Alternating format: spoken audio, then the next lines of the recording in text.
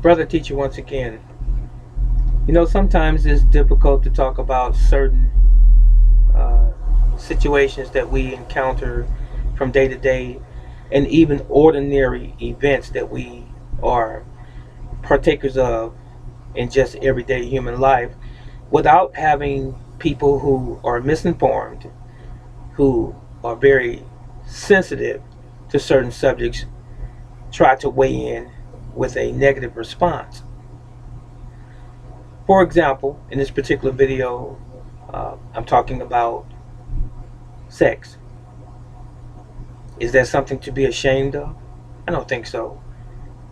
Every woman that comes into this world has a menstruation cycle, a period, every single month until they reach a certain age in their lives of maturity and they stop. So that's not uncommon for them to go to the grocery store or the shopping center and buy sanitary products. That's part of their nature, right? It's not uncommon and unusual for a man to buy prophylactics or condoms to present or prevent STDs and pregnancy. That's not uncommon. It's not uncommon to go to the hospital and get an exam and have a doctor examine your genitalia, right? Male or female, for that matter. So why do we wear our feelings on our sleeves sometimes when someone on a platform such as this talk about sexuality? Now, there are people who talk about subjects like this who are grotesque, who are lewd, rude, and have no consideration for the people or the audience that they're talking about this particular subject to. And sometimes they don't get attacked. They have an audience, oftentimes a substantial following or audience. But sometimes people like myself, who I believe speaks pretty articulate, uh, I express what I'm saying in such a manner that most people can comprehend what I'm saying on a average education level. So just because you don't like the subject matter doesn't mean that what I'm saying is out of the ordinary. I'm not attacking people. I'm not demeaning or degrading anyone. I'm not making slight or light of anyone or even circumstances. I'm just talking about everyday subject matter that we all as human beings deal with from day to day. Now, cutting to the chase. This video is addressing sex and sexual positioning. In other words, uh, is the missionary position in sex the only position that man and woman are supposed to use when it comes to intercourse? Do you have an answer? Now, I know there are many positions that people use. There's the doggy style, there's the spooning position, there is the uh, woman straddling the man position. But the missionary is perhaps probably the oldest or one of the oldest positions when it comes to intercourse. And it's natural, it's a natural position. For that matter, you can say spooning is a natural position as well. But some religions or religious beliefs is that the missionary is the only position that you should ever have intercourse in or sex. But let me say this. I want you to comprehend something.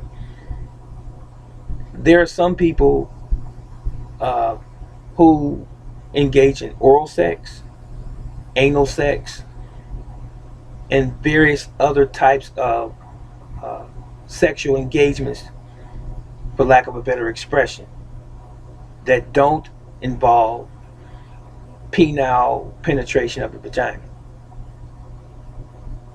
I don't call that having sex or intercourse.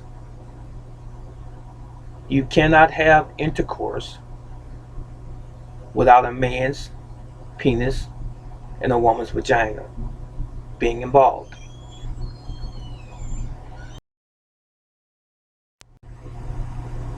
So, make no mistake about what I'm about to tell you and what I've already told you. Basically, I've alluded to it.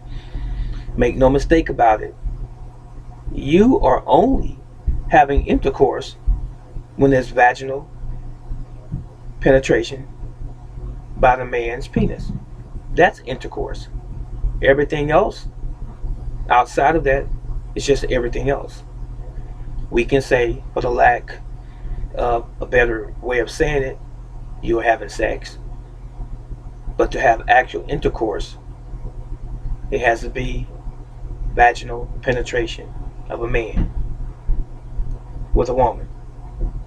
Now, there are some religions, as I began to say, that believe that the missionary is the only natural position, the only allowable position that a couple can have sex in.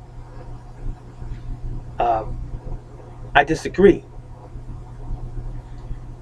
As long as there's vaginal penetration by the penis, if it's the woman riding on top of the man, or the man performing vaginal penile penetration from the rear or even from the side, it is still intercourse. So those two organs belong together as it relates to sexual intercourse. And as I said, anything else is just that, something else. So I don't believe that the Almighty, the Creator, and I'm not making this religious because it's not based on anyone's religion or their religious beliefs or convictions. But I don't believe that the Almighty would have a problem or has a problem with a man and woman having sex as long as it's vaginal sex in any position. It doesn't matter. It's still vaginal sex. So to say that one should be preferred over another one, it's a matter of the individuals involved. I will say this. Oftentimes, the missionary position is not something that's appropriate for people who may be overweight. And it might be easier to use a different or alternative position to accommodate your size, your weight. Oftentimes that's the case, or could be the case. So it may not be comfortable for two people who are very heavy, or even one of the partners who's very heavy, to have missionary sex with the other partner. They may have to opt for another position.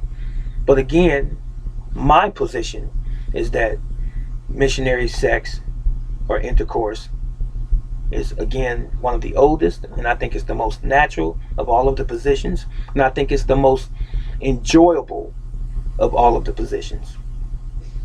Not to say that you cannot enjoy intercourse in any other position, but it must be intercourse with vaginal penetration from penile insertion.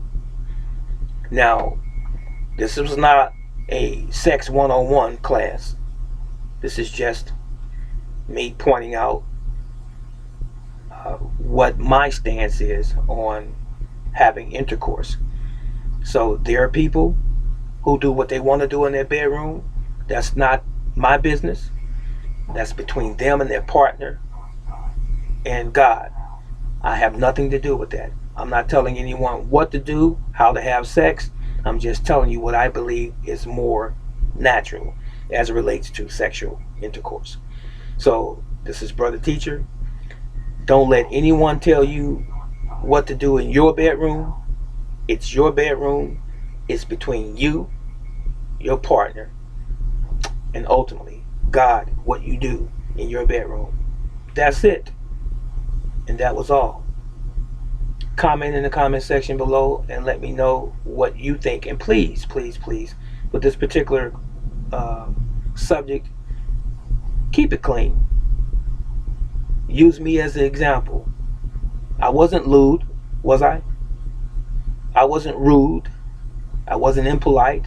I wasn't grotesque. I was very, in my honest estimation, very appropriate in how I approached this particular situation or circumstance. Not circumstance, but subject matter is what I'm getting at. But anyway, see you next time. So long.